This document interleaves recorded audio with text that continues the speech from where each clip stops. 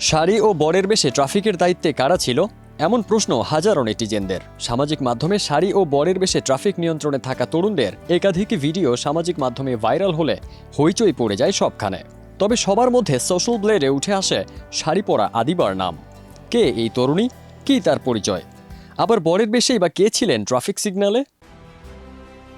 বৈষম্য বিরোধী আন্দোলনের মুখে বাংলাদেশের প্রাক্তন প্রধানমন্ত্রী শেখ হাসিনা দেশ ছেড়ে পালিয়ে যান। এদিকে আন্দোলনরত শিক্ষার্থীদের উপর গুলি চালিয়ে দেশের পুলিশ বাহিনী রীতিমতো বাংলাদেশের গণশত্রুতে পরিণত হন। হামলা ও ভাঙচুর হয় দেশের সবকটি থানায়।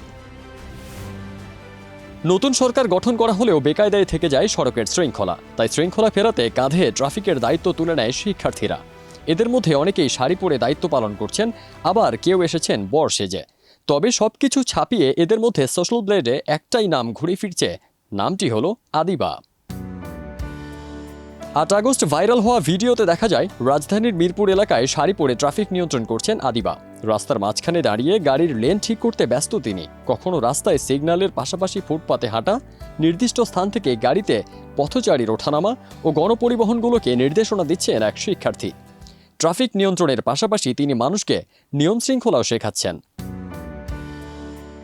খোঁজ নিয়ে জানা গেছে, জগন্নাথ বিশ্ববিদ্যালয়ের গণযোগাযোগ ও সাংবাদিকতা বিভাগে অধ্যয়নরত শাড়ি পরা ওই শিক্ষার্থীর নাম আদিবা নওমী।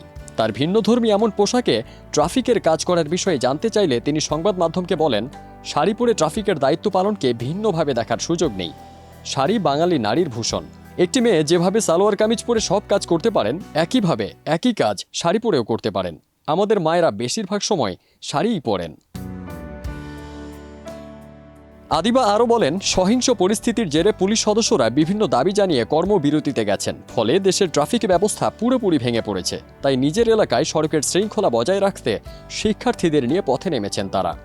অন্যদিকে বরের বেশে ট্রাফিকের দায়িত্ব পালন করার ভিডিও সামাজিক মাধ্যমে ভাইরাল হয়েছে। ভিডিওতে দেখা যায় বিয়ের বরের পোশাকে ট্রাফিকের দায়িত্ব পালন করছেন এক শিক্ষার্থী।